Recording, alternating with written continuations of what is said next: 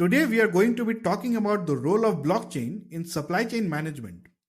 Our guest for today is Tim Hendrix, a VC investor at the US based Agility Investment Fund, where he serves as general partner in San Francisco, California.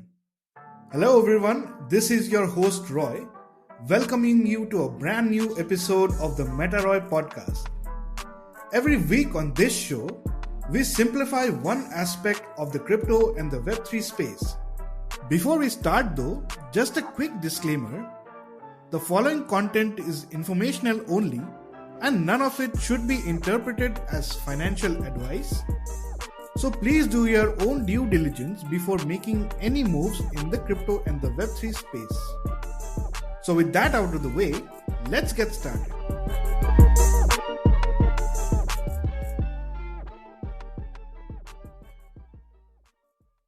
Tim, thank you for joining us, and it is my absolute pleasure to welcome you today on this podcast. How is it going? Hey, Roy, thank you very much for the warm introduction. I greatly appreciate it. Things are going good, my friend. I am blessed beyond belief. Excited to have a conversation and talk about blockchain. Awesome. So, Tim, let's start with your background, and can you please tell our audience about your backstory a bit? Absolutely. So most of my early career, I focused on supply chain management. That was my bachelor's. I also focused on operational efficiencies, accounting. While I worked in the automotive industry, I was able to draw attention from a couple of up-and-coming electric vehicle manufacturers out here in California. After a few months of recruitment, I did join Tesla during the launch of Model 3. I spent a few years working with an amazing team to achieve profitability, the accountability of the assets, and I got the opportunity to watch Tesla become the largest automotive company in the world. I made the jump after that into early stage startups. That's where I helped scale a billion-dollar value-weighted company, a unicorn. And then during that time, I was recruited via a previous Harvard professor of mine in venture capital. He wanted to launch a U.S. operations venture capital firm, partnered with our sister company, Agility Ventures in New Delhi. Today, mostly I focus on investment strategies, client-company relationships, new verticals, technologies, which is something we'll talk a little bit about today, and being a resource to founders as they start their journeys to become successful leaders and world changers. Awesome. And the new technology that we have been talking about is obviously blockchain technology. So, Tim, my next question is, what is that which piqued your interest in blockchain tech? What made you interested in this field? So my early interest in blockchain began as me, a lover of finance and investing, trying to understand the growing trend of cryptocurrencies. Blockchain, of course, is the foundation of crypto. Decentralized finance, which is, often shortened to DeFi, NFTs, and smart contracts. If you didn't already know, which I'm sure most of your listeners do know, blockchain utilizes a distributed ledger technology, DLT, to store information via cryptography to a block. The block is added to the ledger and is not able to be changed, irreversible, if you will. These blocks hold data around transactions, payments, movement of goods, and are kept via millions of ledgers. Every ledger must match for the block of data to be valid, thus transparency and accountability in real time. There are a ton of use cases for blockchain, but I've seen a lot of potential in implementing it into supply chains to help drive ethical practices. Got it. Since you mentioned supply chain management, and you have obviously been exposed to it a lot, can you tell us briefly what exactly supply chain management is? Sure. Supply chain management is something that affects each and every one of us. It's the management of the flow of goods and services that transform the raw materials into a finished good.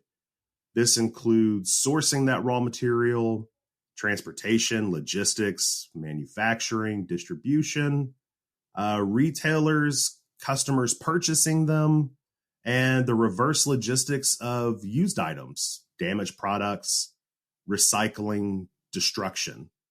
So every step of the way is important to me. It's important to you, a distributor, a manufacturer, a trucking company, but it's also important to our planet. The supply chain is extremely important and complex. It's full of contracts and third parties, and at times it can almost be impossible to track for some of our largest companies that are producing some of the most well-known goods that you and I use every day. Exactly. I think one of the challenges that we are having is, like you said, it's impossible to track for even some of the largest companies out there, right? So what are some of the other problems that you have observed in the current supply chain management system? Now, there's quite a few issues within supply chain management. I can think of three that I believe to be the most important issues that need resolution. The first one is complexity. So many companies utilize third parties, and those third parties use another third party, so on and so on and so on. It can become a huge spider web of different vendors and services, and that is impossible to keep track of if you are a large company. Another issue is unethical practices or contracts, whether that be intentional or not. This is closely related to the first problem of, complexity.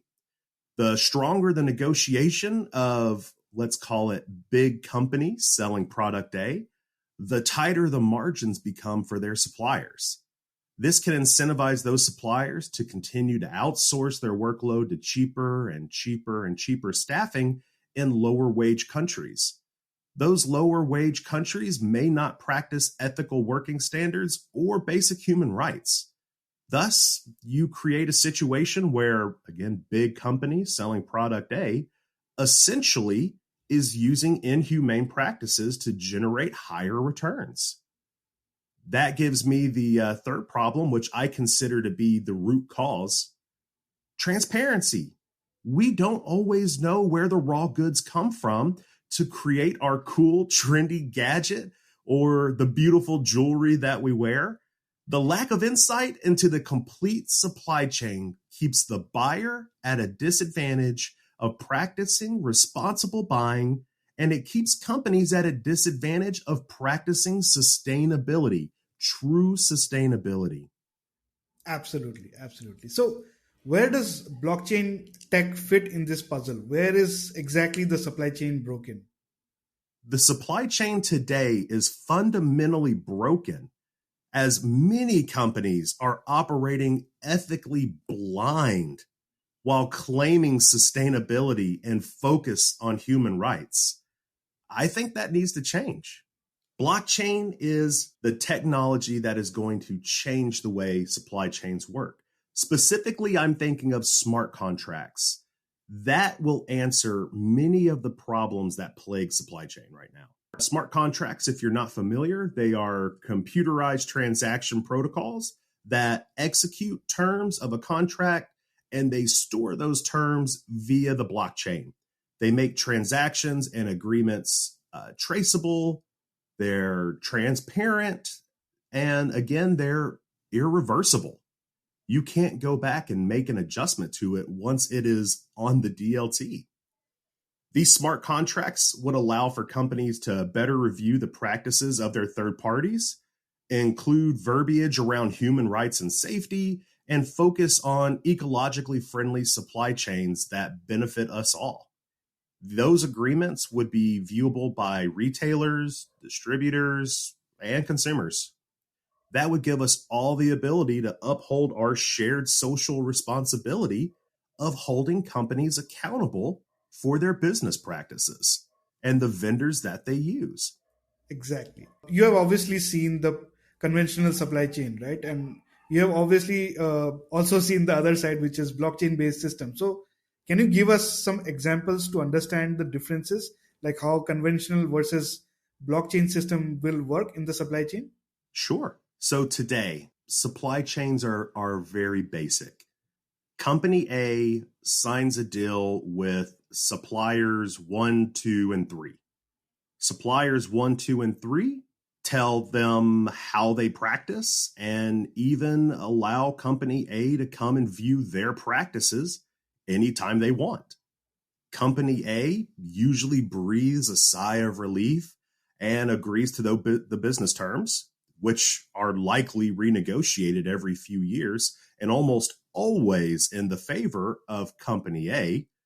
And they will renegotiate until suppliers 1, 2, and 3 are completely squeezed of margin.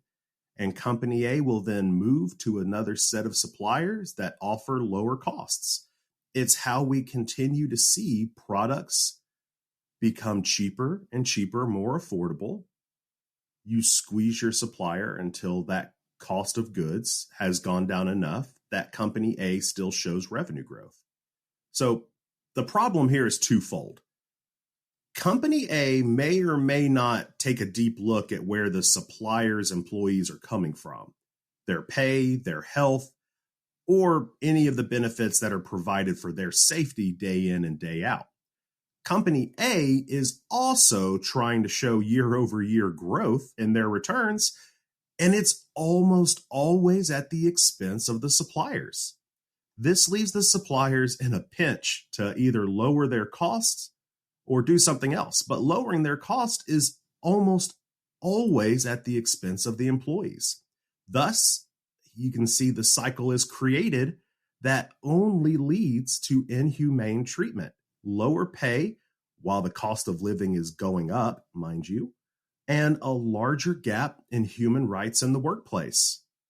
To me, a blockchain-driven supply chain would force companies to only work with suppliers who could provide their smart contracts, and thus leaving suppliers to only work with third parties who could show their smart contracts. This creates a new cycle. This creates an environment of transparency where companies can audit their suppliers. Suppliers can audit their third parties. And probably most important here, independent auditors can audit everyone. That's what I would call a not just sustainable, but ethical supply chain. Got it. Got it. So essentially, what the blockchain enables is this mode of transparency where everybody can see the transactions that have been done, and it can be independently audited by a third party if required. So what exactly ethical supply chains are, and how do you think blockchain makes them possible? Like, what was missing in the earlier system? I think it's the transparency. The transparency that blockchain provides, the irreversible ledger, the ability to track to the very, very beginning of a raw material, that's very powerful. Blockchain isn't just a use case for DeFi or crypto, which is how we have seen it used primarily. It can literally change the way we look at our buying, the way we invest in those major companies, the way we conduct business, and the way that we treat humans, employees, and our planet. I'll say it again. That's powerful. Exactly. Tim, obviously you've been used to seeing a lot of use cases in the supply chain, right? So can you tell us about some real life blockchain use cases where it is exactly being used right now in the supply chain? Yeah, absolutely. So a supply chain starts at raw materials. It goes through refinement. It goes through manufacturing. It is then transported to distributors, distributed to retailers. Retailers will then sell to a user, or a distributor will deliver to a user's home. That is the current system that we all know and love. But we're still only using blockchain in probably the very end of that supply chain, which is tracking and tracing. Said differently, where is my shipment and where is my order? That's how we are using blockchain today. This is just the very beginning. And that is very exciting for me because that means that we have a long way to go and a lot of value to bring. The first step is getting comfortable with this technology, and then the different parts of the business begin to find new use cases within their areas. So I predict that this technology is so powerful, it could essentially change the world and the way that we act as consumers, investors, and businesses. All it needs is a foot in the door And right now, that foot in the door is what we are seeing, tracking and tracing. Exactly. So, Tim, you must have seen or you must have thought of some futuristic applications of blockchain in the supply chain. Can you tell us about anything that you feel will be the new normal in the future, which is an application of the blockchain in the supply chain? Every time I try to predict the new norm, I usually get thrown off by some cool new technology that changes the way I thought the new norm would be. But if all things remain the same, I have this idea that in the future, we would be able to scan a product that we receive in our home or we see at the store, and that scan would unlock the entire life cycle of the materials in your hand. It shows where you purchased via an e-commerce marketplace, how it came to be at that marketplace, the raw materials within the product, where those raw materials came from, the recycling and refining process that created those raw materials, and essentially every step in between. So with that, companies begin to hold value based on their ethical practices, their true sustainability and carbon footprint across the globe. Imagine every company having a scorecard that shows how they are doing based on the smart contracts that they sign. Imagine a world where companies are incentivized to create the most sustainable supply chains rather than the greatest financial returns. What good could we do as a people with that technology? What good could we do for our planet with that technology? I believe that blockchain in the near future is going to spread outside of supply chain, outside of finance, and we will start seeing use cases everywhere, including governments. Imagine that, transparency from a government. Wild. Absolutely. So, Tim, can you tell us about when you first became passionate about supply chain management? I first became passionate about supply chain management at a young age. I was in school, I was working in a warehouse. I was trying to figure out why I was doing what I was doing and why I enjoyed it so much. But the supply chain is a big, complex, complicated web of systems. To me, that was always very exciting. How do you make those systems work together? How do you take that web and expedite it? How do you make it efficient? I started doing that probably high school, college, trying to take big ideas and break them down to fundamentals so that I could improve them. So to me, supply chain has always been a giant puzzle that I have constantly been putting together. So it's been 15, almost 20 years now. I have been playing with this large supply chain puzzle. And I will tell you, it never gets old and I never get tired of it. It truly is a passion. Awesome. You've obviously met a lot of people who have been experts in that industry, right? So, can you tell us what's the best advice somebody has, like a mentor, for example? What's the best advice that somebody has given you in this industry? I believe the best advice I have ever heard, and I will paraphrase a little bit. Keep it simple. Supply chains are not meant to be overly complex. If you can keep it simple, if you can set action items and you can measure those action items, you can break a supply chain down into not one big web, but a lot of different steps. Whenever you're measuring those steps, you can plan for all kinds of disruption or interference that may come along. I remember working with Nissan. There was a earthquake overseas, and because there was an earthquake, that puts a little bit of disruption into the supply chain of where some raw materials were coming from. Thus, you have to pivot and you have to figure out, okay, what was plan B? What's nice about being able to break it down into little steps, you can always make a plan B, a plan C, a plan D. You can always have a backup vendor. You can always have a backup trucking or ocean freight. So I think the best advice I ever received was keep it simple, break it down into actionable steps, measure those, and I guess just always plan not for if, but plan for when the bad things can happen. It's helped me create a lot of sustainable supply chains, and it's helped me avoid a lot of headaches. Absolutely. You obviously started a lot early, right? So, is there anything you wish that you knew before starting your career in supply chain management? So the one thing that I love equally as much, or maybe more than supply chain, is finance. I love finance. I love financial technologies. I love everything that revolves around that.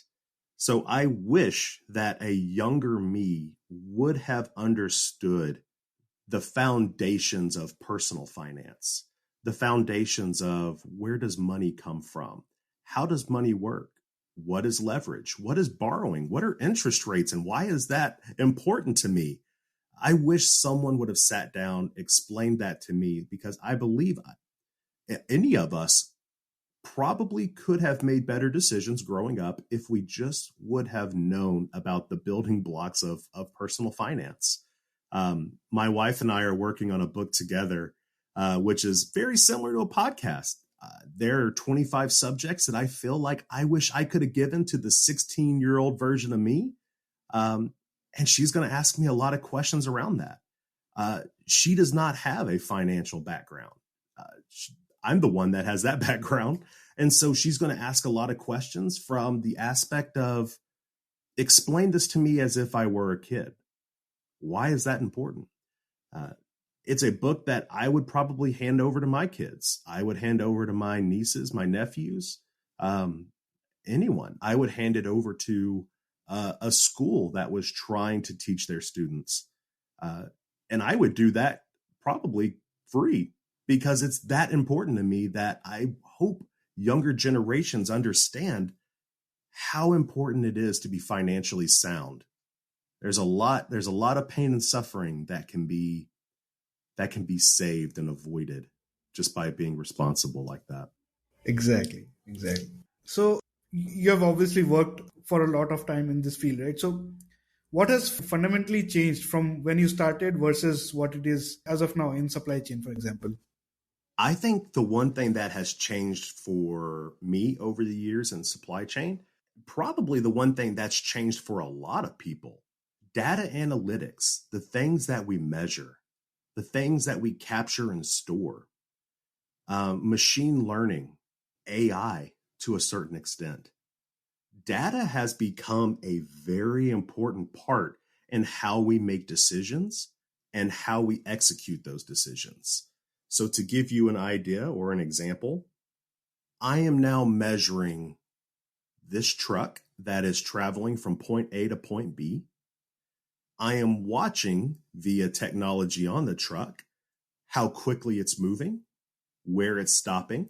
And because of that, I can now measure different types of driving logs. I can make sure that driver's being safe, compliant, wearing a seatbelt, going the speed limit, making sure they're not missing any way stations, all kinds of important things. But I can also see, are they on time? Is there an issue? I can take into effect or take a factor of the weather in. I can see what weather is ahead of that driver. I can reroute them. Data points have allowed the supply chain to turn into what Toyota originally started, which was a just-in-time type of system, meaning everything arrives just in time as it is needed. Almost every supply chain today is set up in that aspect, which is why we hear a lot of stories about supply chain interruptions or, sorry, there's a delay in the supply chain. We can't get that product right now. That's because we're no longer carrying months of supply. We're no longer carrying weeks of supply. We're carrying days, and in some instances, like let's say an automotive plant, you're carrying hours of material, and it's always coming in, always being pushed to the production floor and being consumed from there. I believe that that is probably the the coolest change I have seen. Those data points have allowed for tremendous growth. At some point, though, you can only become so efficient with those data points, and that's where innovation comes into play. A good example would be Nissan has done a tremendous job of using data points to drive their production facilities to the highest level of efficiency. Toyota, just the same. What changes that? Innovation. I saw that at Tesla. I've seen that in a couple of different vendor manufacturers or supplier manufacturers. Whenever you have squeezed the lemon dry, you have to innovate. Now is that time. We're starting to see that innovation. You see it a lot in rapid machine operators, RMOs. They're the cool mechanical arms that are grabbing and moving and spinning. Those are going to be tremendous, and not just for manufacturing. Anything that is a repeatable motion. Think of it as simple as grabbing this box off a truck and placing it on this cart that goes to a market. The other day at the San Francisco airport, I ordered a coffee and a robotic arm made my coffee for me. That, to me, that is still so cool. It's so cool that I took a video of it and I shared it with my family, my parents. I sent it to a few friends. That is amazing. The type of innovation that we are seeing that improves our lives, astounding, truly astounding. Speaking of innovation, a lot of startup founders are actually listening to this podcast right now, or they want to do something in supply chain management.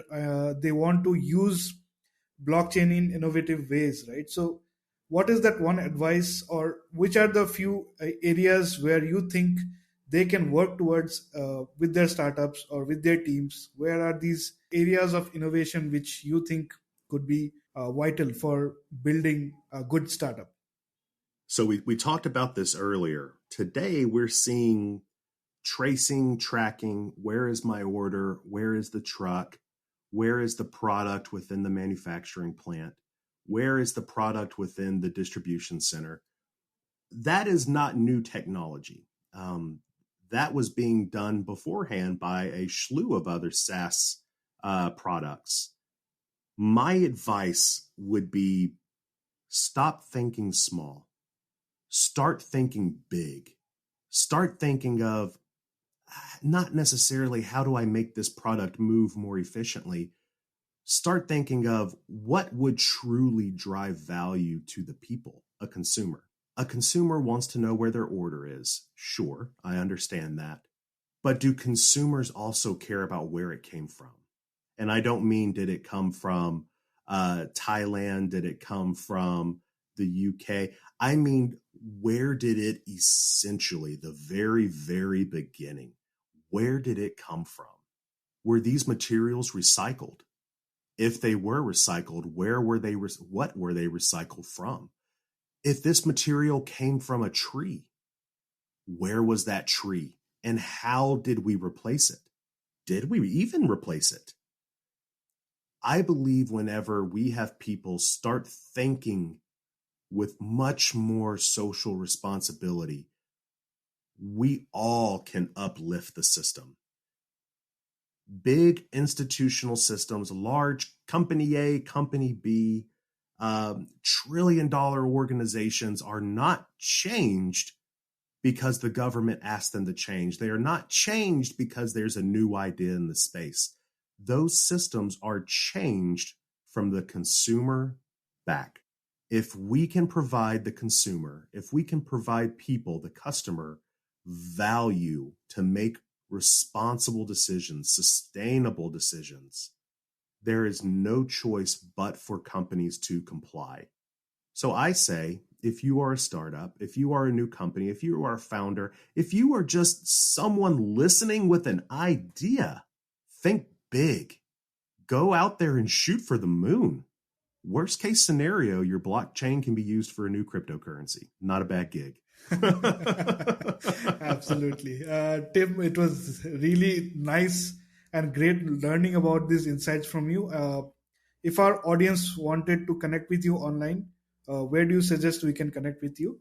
Roy, I'm a simple man. The best way you can always contact me, and you will almost always get a response from me, is LinkedIn. You can find me there. Again, my name is Tim Hendrix. I love having conversations. I love talking with startups. I love talking with founders. I love just hearing about big ideas. Above all else, I am a helper. And so if there's any way that I can help, I will try to help. Other than that, I just love a good conversation. Roy, that's how we found each other. I just love good conversation, and I love the conversations you have. So I really do appreciate our time today. I know it was fast, and I know we had a lot of stuff we covered, but man, there's a lot of subjects we can stem off of the idea of blockchain. Exactly. I think you and I probably are going to need an entire podcast just to talk about all of the crazy things that are out there that either blockchain can touch, cryptocurrency can touch. If I could just rock your world for 1 second, Roy, imagine if your government decided to start using a cryptocurrency instead of a physical piece of fiat, a piece of paper, a coin. Imagine if we all moved to a digital currency. Even crazier, imagine if your government would stimulate your economy via airdropping that cryptocurrency into your wallet. The US just went through that during the pandemic, during COVID-19 pandemic. Everyone received a stimulus check, dropped directly into their banking account. Imagine if it just dropped into your crypto wallet. Holy cow. The things the world could accomplish. Next time, right? Absolutely. Next time. Absolutely. For next time, for sure. But Tim, on that note, it was really, really great speaking with you today. And it was great learning about your background, your journey, and about all these insights into supply chain management, which I would have never thought about. But thank you for making this so easy to understand, and how blockchain is being used in supply chain management in real life use cases, right? So thank you for sharing these insights, and I wish you all the best, and thank you so much for being here today. Roy, I said it earlier, man. I'm blessed. You are too. Thank you for the time. I look forward to continuing our conversations. Absolutely. Thank you.